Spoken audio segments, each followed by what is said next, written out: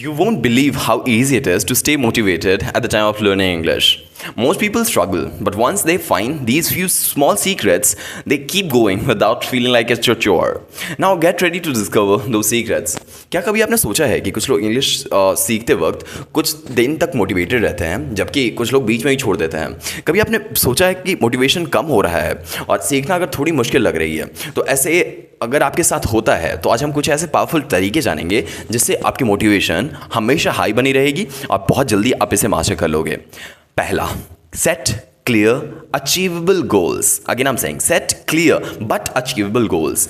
सबसे पहले इंग्लिश सीखने के लिए आपके गोल्स क्लियर होने चाहिए। फ्लुएंट बनना एक बड़ा गोल नहीं हो सकता है। इससे रिलेटेड जो अकॉम्प्लिशमेंट्स आप करने वाले हो इसे सीखने के बाद, वो आपको मोटिवेट करने में हेल्प करेगा और मोटिवेटेड रहने में हेल्प करेगा। इसके लिए छोटे छोटे स्टेप्स में आप डिवाइड कीजिए कि आप पहले क्या सीखने वाले हो, फिर क्या सीखने वाले हो, फिर क्या सीखने वाले हो, कितने वर्ड्स एक दिन में सीखोगे, कितने सेंटेंस एक दिन में सीखोगे, कितनी प्रैक्टिस करोगे। ये सारी चीज़ों को अगर आप एक बार डिवाइड कर लो और अचीवेबल गोल्स को धीरे धीरे आप अटेम्प्ट करो, तो ये आपको मोटिवेट करेगा। Nothing can motivate you other than your own actions. अगर आपको लगता है कि एक महीने में मैं सिंपल कॉन्वर्सेशन करना मुझे आ ही जाना चाहिए, अगर आप ऐसा करते हो और इन गोल्स को आप अचीव कर लेते हो, तो ये आपको खुद मोटिवेट करेंगे और ऑटोमेटिकली आपकी मोटिवेशन बढ़ती रहेगी। अब if you set a clear and achievable goal at the time of learning English, then it is really essential at the time of in order to motivate yourself and maintain your rhythm as well. It's not that you just tell yourself that I want to I want to be completely fluent at the time of speaking, but it's not the clear and achievable goal. What exactly are you going to accomplish once you'll be fluent in this? Once you clear this, then you yourself will be motivating yourself with the help of your own achievements that you have done recently. अब देखिए, क्या अभी आपने कोई गोल बनाया है जो बहुत बड़ा हो इससे रिलेटेड? अगर ऐसा है तो इसे छोटे स्टेप्स में बांटिए और इसे और इजी बनाइए। आपका नेक्स्ट स्मॉल गोल क्या है वो सोचिए। हाँ, इसके अकॉर्डिंग नेक्स्ट है create a fun learning routine. अब लर्निंग हमेशा बोरिंग नहीं होता। इंग्लिश सीखने के लिए कुछ फन मेथड्स को आप ऐड कर सकते हो, जैसे मूवीज देखना, सॉन्ग सुनना या फिर कोई इंटरेस्टिंग पॉडकास्ट सुनना। अगर लर्निंग प्रोसेस इंटरेस्टिंग हो तो मोटिवेशन कभी कम नहीं होगा, आप इसे एंजॉय करते हुए सीख लोगे। तो make your learning enjoyable. If your routine is fully dull, then have separate some time in order to practise English, but you shouldn't get your motivation lost. For that you need some fun enjoyable routines. For example, listening to podcast. इससे learning enjoyable हो जाएगी और आप motivated रहोगे और ये motivation बहुत easily आपके पास आएगा। अब देखिए, एक बार एक वन ऑफ माई फ्रेंड्स एक स्टक हो गया था। उसे इंग्लिश सीखने में मज़ा नहीं आ रहा था क्योंकि सारी चीज़ें grammar, rules, subject, verb, agreement, subject, active voice, passive voice, ये सब चीज़ों को अब मैंने कहा कि why don't you learn with music.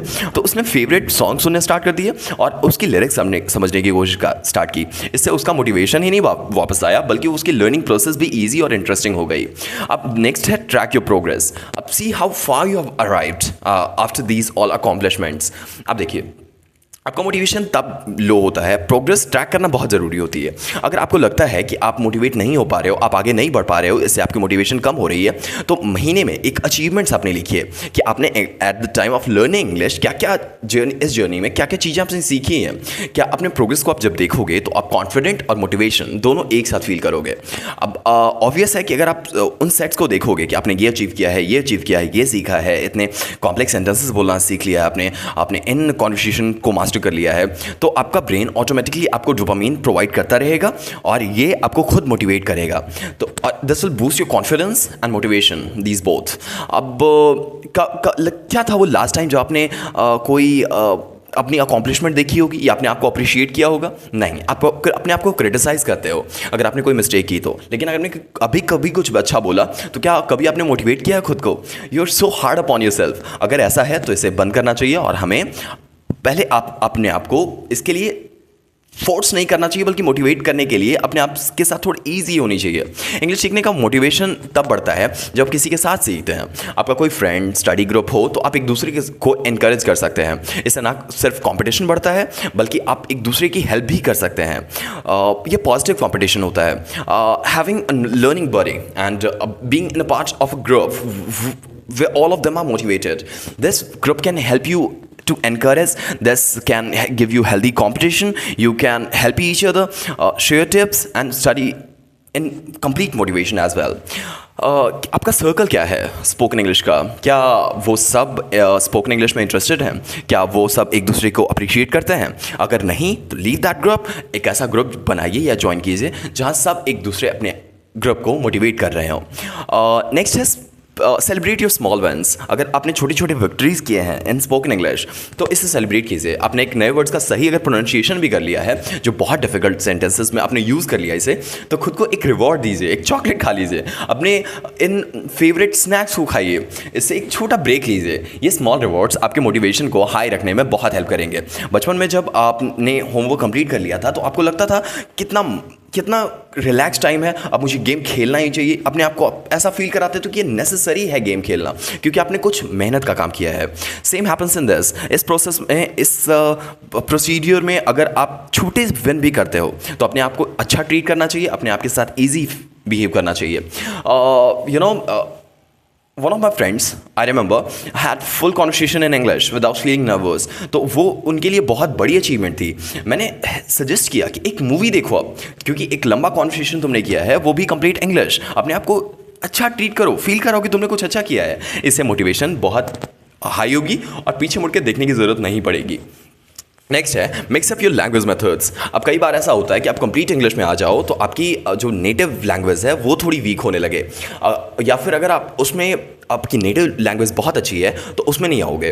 तो इस तरीके से इंग्लिश सीखना कभी कभी बोरिंग हो सकता है, इसलिए लर्निंग मेथड्स को मिक्सअप कीजिए। आप देखिए आपकी रीडिंग अच्छी है, राइटिंग अच्छी है, स्पीकिंग अच्छी है, ऑब्जर्विंग अच्छी है, थिंकिंग अच्छी है, जो भी आपका ठीक लगता है जिससे आपको सीखने में बहुत आसानी फील होती है, आप उन मेथड्स को चूज़ कीजिए। अगर आपने वो मेथड चूज़ किया जो आप के अकॉर्डिंग सही नहीं है तो आप हमेशा बोर होते रहोगे और वो मेथड से आप सीख भी नहीं पाओगे।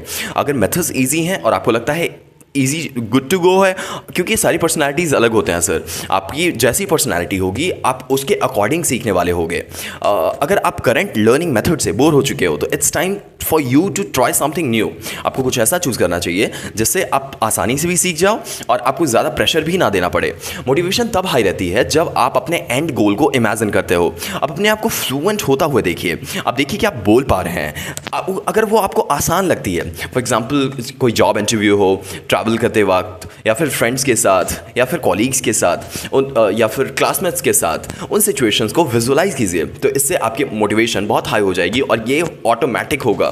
Staying motivated is easier when you give yourself goal and keep your goal in your mind. When you imagine and visualize the whole scenario that you already have accomplished, everything that you're imagining, this will help you to visualize your accomplishments, and these accomplishments will help you to stay motivated at hard times. अपने आप को push forward कीजिए, motivate कीजिए इन चीज़ों को करके। तो आपने इस वीडियो में सीखा किस तरह से हम अपने आप को मोटिवेटेड रख सकते हैं eight the time of learning English. हाँ, ये थोड़ा हार्ड हो सकता है, लेकिन अगर आपने इन टिप्स को सच में प्रैक्टिकली इंप्लीमेंट किया तो बहुत आसान हो जाएगा।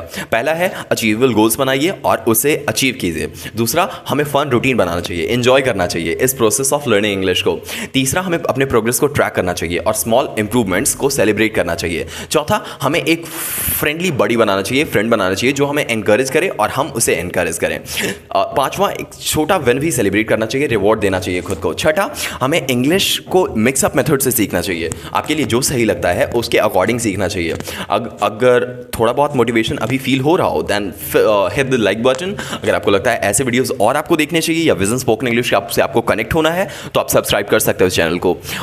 चलिए, इस जर्नी में हम दोनों साथ हैं और मिलके एक will howl together with each step. Wish you a good day. Take care.